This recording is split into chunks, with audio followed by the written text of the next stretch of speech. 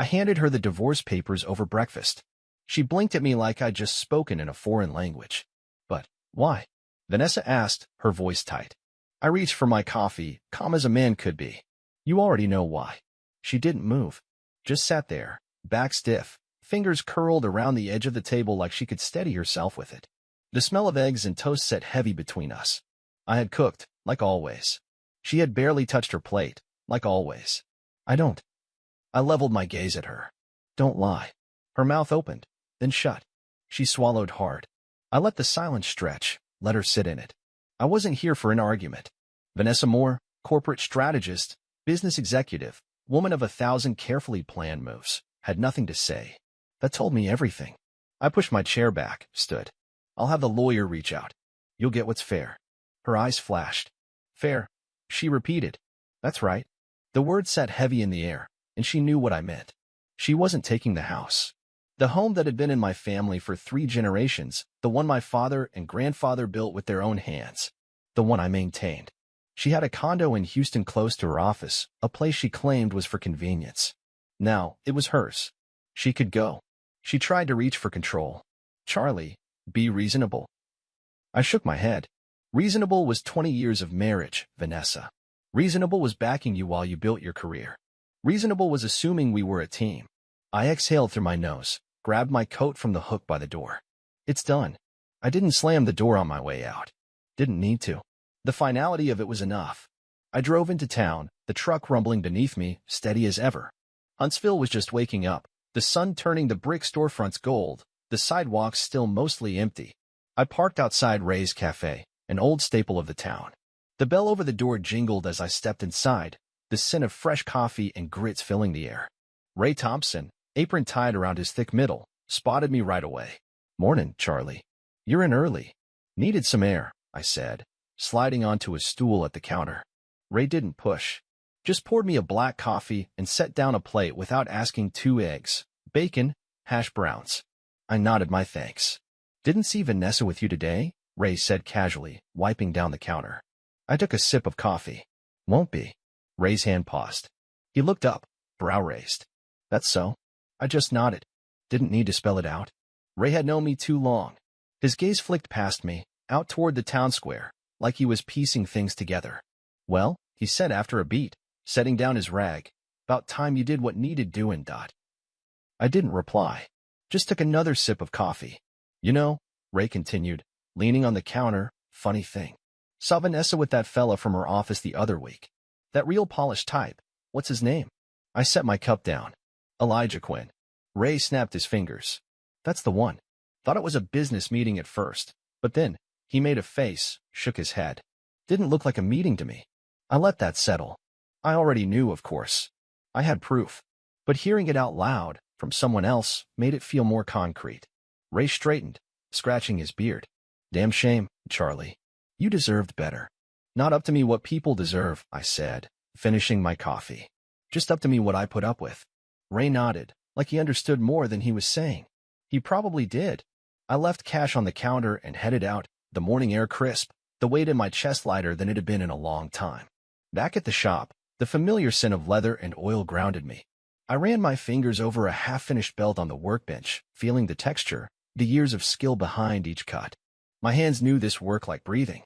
The door creaked open, and Darren, my apprentice, stepped in, brushing sawdust from his jeans. Kid was 23, sharp, a little rough around the edges but eager to learn. Mornin', boss, he said, grabbing his apron. You hear about the mess at Quinn's office? I paused, turned. What mess? Darren smirked. Rumors going around that he's in some kind of trouble. Not sure what, but the office receptionist, Sarah, she looked ready to strangle him when I was in there yesterday. That got my attention. I hadn't spoken to Sarah directly, but I knew she had noticed things. Office workers like her always did. Overlooked, underestimated, but always watching. If Quinn was in hot water, that was worth looking into. I nodded slowly, reaching for my tools. That's so. Darren tilted his head. You okay? I pulled the belt strap taut, ran my blade down the edge with a clean, practiced motion. Yeah, I said. Think I finally am. And for the first time in a long while, I meant it. The leather gave under the sharp edge of my knife, smooth and precise. The kind of cut that came from years of muscle memory, not thought. I set the blade down and ran my fingers over the edge, feeling for imperfections. None. Just like it should be. Darren was still watching me, arms crossed. You sure? You're quiet. I smirked. I'm always quiet. Yeah, but today it's different. Like, calm quiet. Not the usual, I'm gonna kick somebody's is quiet. I grunted, turning my attention back to the belt. No ass kicking today. Just a man getting his house in order. Darren nodded, not pushing for more. He had a decent head on his shoulders. Knew when to talk, when to keep his mouth shut. The doors swung open, and a gust of warm air carried in Joe Hart. Stocky, graying, built like an old warhorse. The kind of guy who didn't waste time with pleasantries. He stepped inside, shaking dust off his sleeves. Just got off the phone, Joe said, nodding at me. Your lawyer's got everything in motion. Vanessa's gonna be served at work, and she's not gonna like it. Not my problem. I set the belt down and wiped my hands on my apron. She knew this was coming. Joe huffed, dropping into a chair by the wall. Yeah, well, some people don't like facing consequences. Darren glanced between us, curiosity plain on his face, but he was smart enough to stay out of it. He grabbed a roll of thread and went to the back of the shop, giving us space. Joe leaned forward, elbows on his knees. You ready for this? I gave him a look. You think I'd be doing it if I wasn't? He snorted. Fair point. Just checking. You've been playing it smart so far. Keeping your cool, making moves before she even knows what's happening. He scratched his jaw. I like it. But what's the endgame here, Charlie? You want revenge, or you just want to be done? I grabbed a stool and sat across from him. I don't care about revenge. I care about justice. And I want her to feel what it's like to have something she thought was solid ripped out from under her. The way she did to me. Joe nodded slowly, like he understood. He probably did. He'd been through his own wreck of a marriage years back. Then you're going about it the right way, he said. You're in control. That's what matters.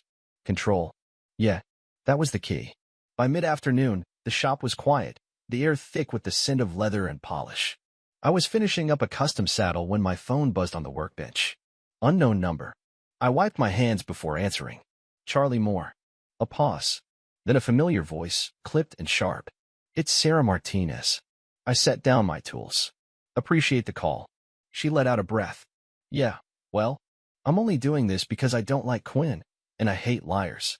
Sarah had worked at Vanessa's firm for years. She saw everything. Knew more than she let on. What do you have for me? I asked. She hesitated, then spoke in a hushed tone. Quinn's in trouble. Not just because of the affair, either. There's something shady going on with the company's finances. Nothing confirmed yet, but I've been noticing weird things. Meetings that don't make sense. Paperwork that disappears. I tapped my fingers on the workbench, thinking. You have proof. Not yet. But if you want to make his life hell, now's the time to start pushing. I smiled to myself. I don't need to make his life hell, Sarah. I just need to let him do it to himself. She chuckled dryly. Smart man. Keep your hands clean. That's the plan. I met Ray at the cafe before closing. The place was mostly empty, just a few stragglers nursing their last cups of coffee. He wiped down the counter, giving me a knowing look as I slid onto my usual stool. How's the day been? Ray asked. I stirred my coffee. Productive. He leaned on the counter. Heard Vanessa didn't take the divorce papers too well. I smirked. Wouldn't expect her to. Ray shook his head, chuckling. You got people talking, that's for sure. Don't care about the talk. I took a sip. Just care about making sure the right people pay attention. Ray glanced around, then leaned in slightly. I had a guy in here earlier, Tom Grayson. Drives a cab, used to be a reporter. He's got a nose for things, you know? I nodded. I know Tom. Well, he said he drove Quinn a few nights ago. Picked him up from some bar in Houston, middle of the night, and guess what? I raised a brow. Quinn was drunk. Running his mouth. Going on about how he was untouchable and how people like you are too stupid to fight back. That got my attention. I set my cup down, slow and deliberate. That right? Ray nodded. Yeah. And get this, Tom says Quinn kept mentioning some business deal. Something big. Something he's worried about getting exposed. Interesting. Very interesting. I exhaled through my nose, picked up my cup again. Tom still driving? Yeah. He's around. Probably still digging for a story, even though nobody's paying him to anymore. Ray smirked. But for the right price, I bet he'd be willing to tell you everything he knows. I didn't need much convincing. Tom Hatter's everywhere. He'd be useful. I finished my coffee, left a bill on the counter. Tell Tom I'll be in touch. Ray gave me a slow nod. eyes glinting with amusement. You know, Charlie, I've seen a lot of men get done dirty by their wives. Some of them break. Some of them beg. But you. I met his gaze, steady. What about me? Ray grinned. You're the first one I've seen play it like a chess game. I smirked, pushing back my stool. That's because I don't play to lose. And as I stepped out into the cool evening air, I knew this wasn't over. Not yet. But it would be soon. And when it was, I'd be the one left standing. The next morning, I was back in the shop before sunrise, the quiet hum of the world waking up around me. I pulled the rolling door open, letting the crisp air settle into the space, and ran my fingers over the grain of a thick hide stretched across the workbench. The rhythm of work steadied a man. It kept his hands busy and his mind sharp. Darren came in not long after, rubbing sleep from his eyes, yawning like he'd just come off a week-long shift. You ever sleep, boss? I smirked, threading a needle. Not when there's work to do. He dropped his bag near the back wall and grabbed an apron. Speaking of work, Joe stopped by earlier. Said he's got news. Seemed important. That got my attention. I set the needle down and peeled off my apron, already reaching for my jacket. Did he say what it was about? Darren shook his head. Just said you'd want to hear it. I was out the door before he finished the sentence.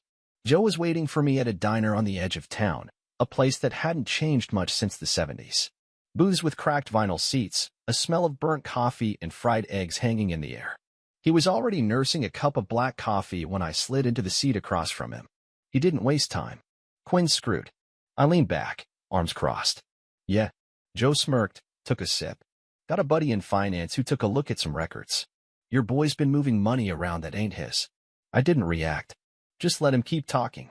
Looks like he's been using company accounts for personal investments. Shady ones.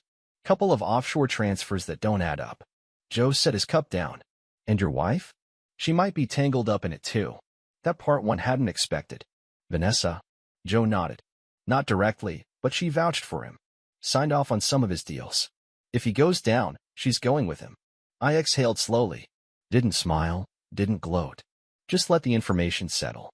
Joe watched me for a long second, then grinned. Most men would be dancing in their damn seat right now. I met his gaze. Most men let their emotions run the show. Joe chuckled. Fair enough. So what's your move? I tapped my fingers against the table, thinking. We let it simmer. Let Quinn feel safe. Then we push. Joe nodded, already seeing where I was going. And Vanessa? I shrugged. She made her bed. He chuckled, shaking his head. Cold, man. But I respect it. I just finished my coffee and stood up. Keep digging. Let me know when it's time. By late afternoon, I was back in the shop, working on a custom saddle when the door creaked open. I glanced up, expecting Darren. Instead, it was Tom Grayson, the cab driver. Tall, scruffy, wearing an old army jacket that had seen better days.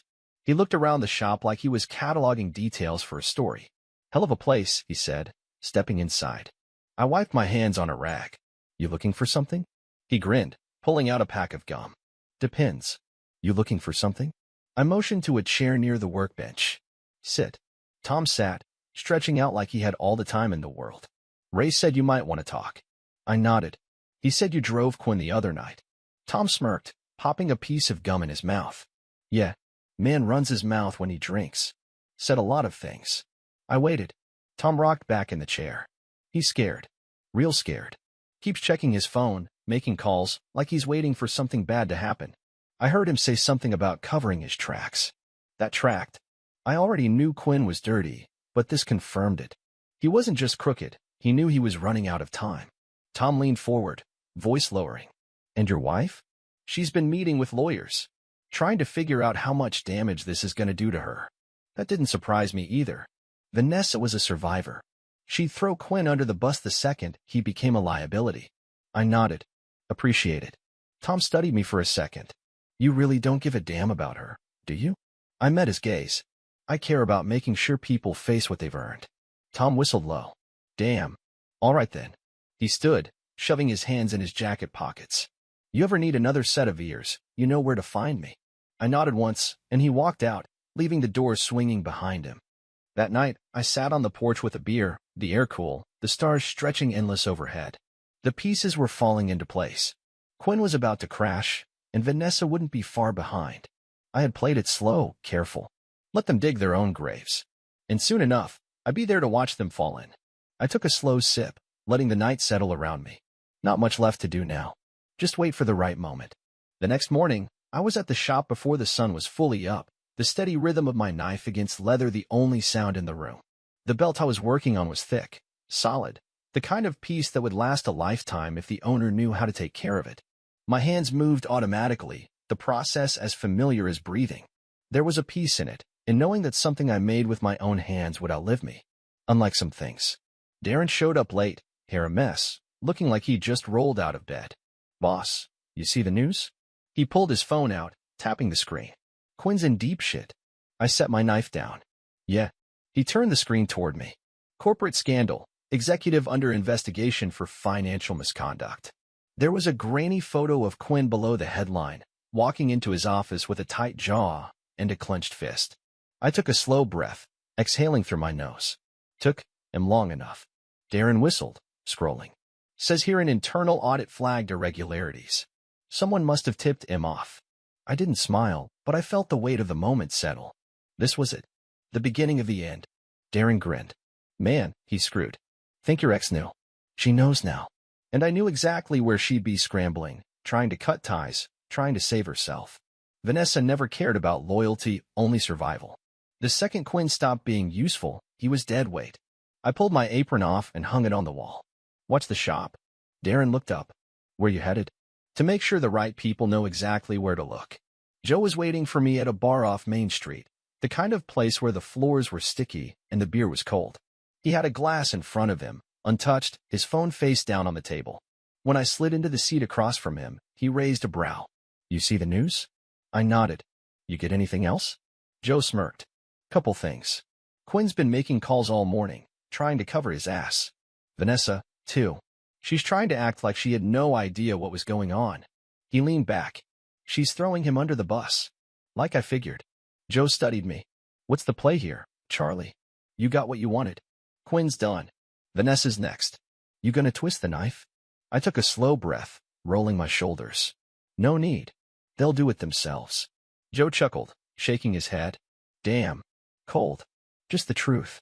He pushed his phone across the table. "Got a little bonus for you. Quinn's lawyer is trying to make a deal.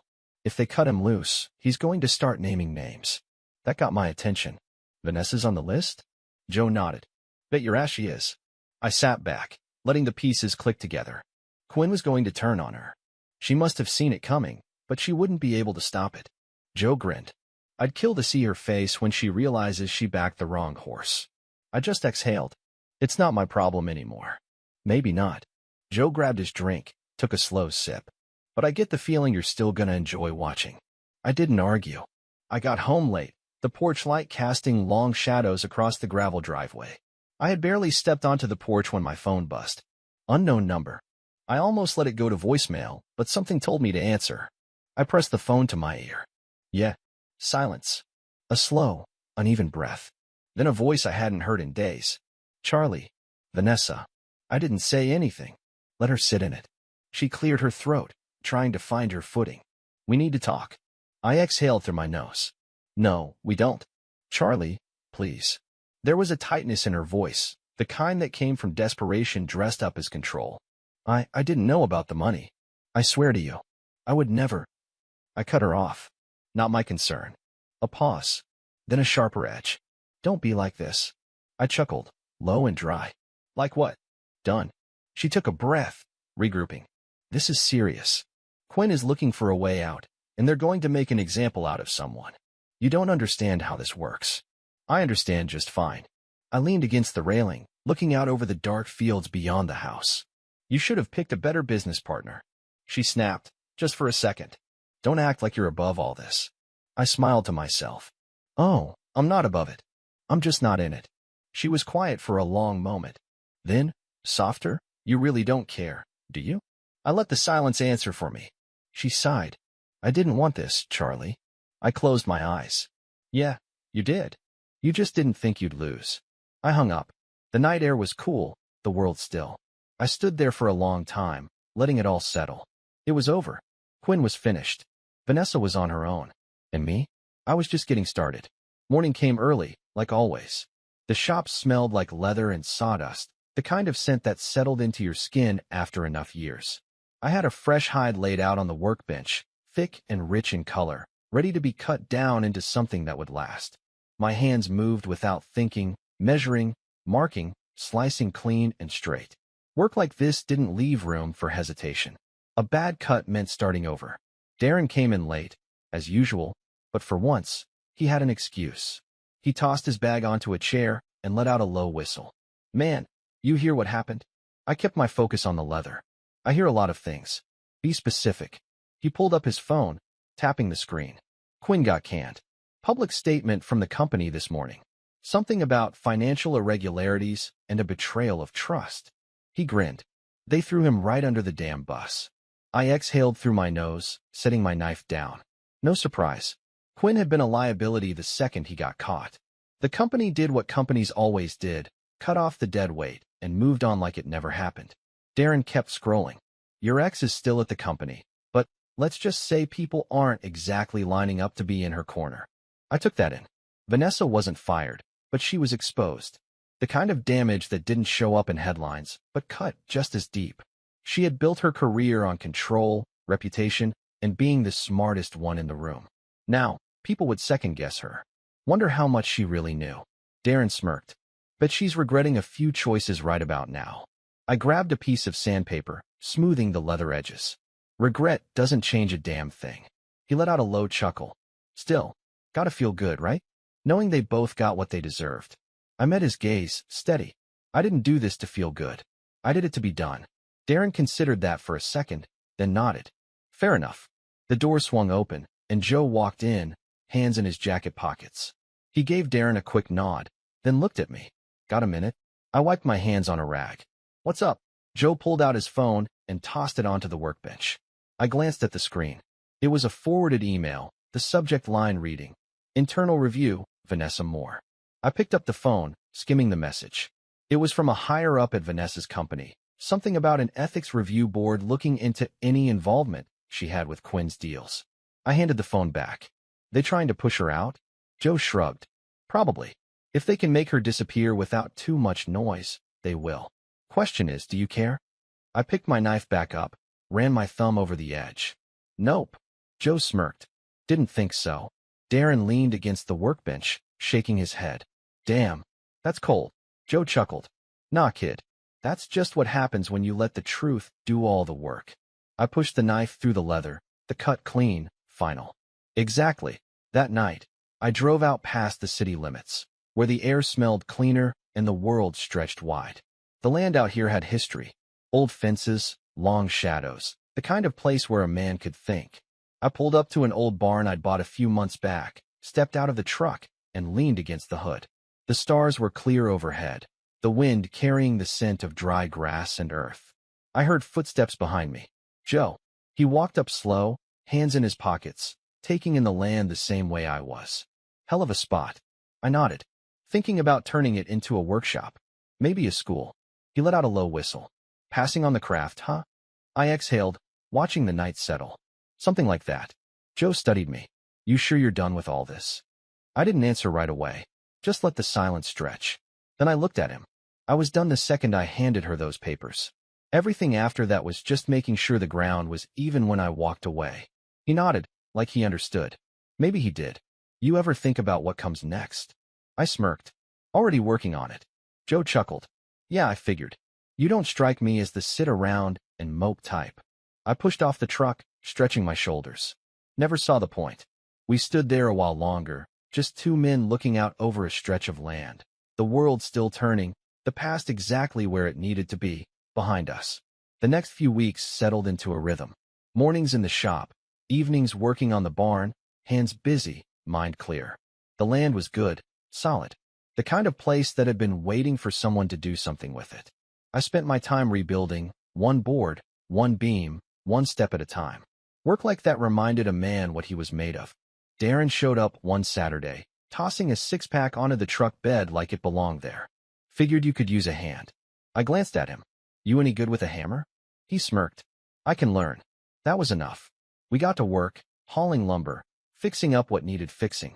The sun burned high, the scent of sawdust and sweat settling into the air. The barn wasn't much yet, but it was taking shape. Felt like something real. Midway through, Joe rolled up in his truck, leaning against the door with his arms crossed. Well, damn, you're actually doing it. Always said I would. He chuckled, pushing off the truck. Got something for you. He tossed me a manila folder. I wiped my hands on my jeans before flipping it open. Inside were a few printed pages, a couple of screenshots. One caught my eye, Vanessa. Not at work. Not in some polished corporate setting. She was walking out of a downtown office, face tight, phone pressed to her ear. The kind of look people had when the world was closing in. I skimmed the rest.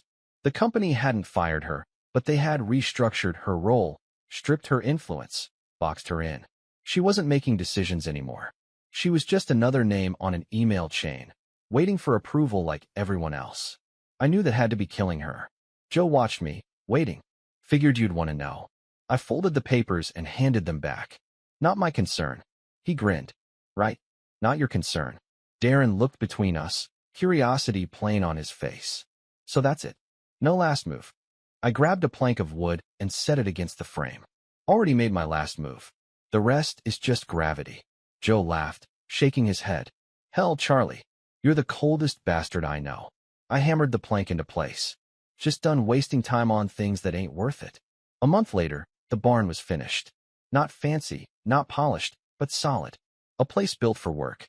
I set up benches, tools, racks of leather waiting to be shaped into something real. The first batch of students was already lined up.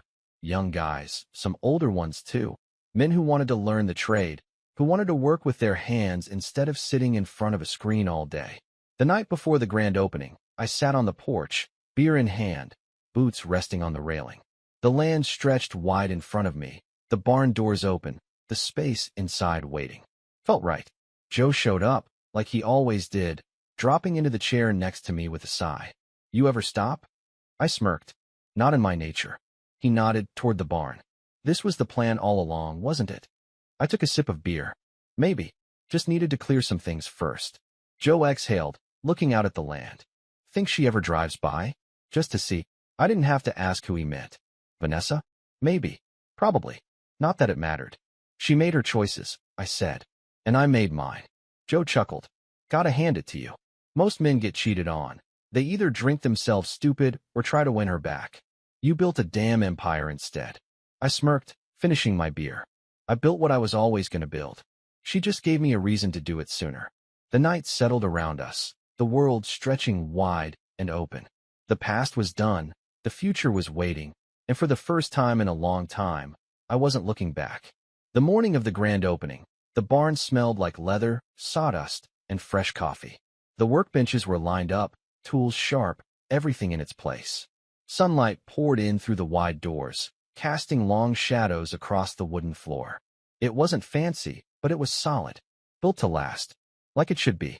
Darren was already there, straightening the racks of rawhide and double-checking the tool kits for the new guys.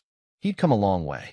Started out rough, still had a lot to learn, but the kid worked hard. That counted for more than anything.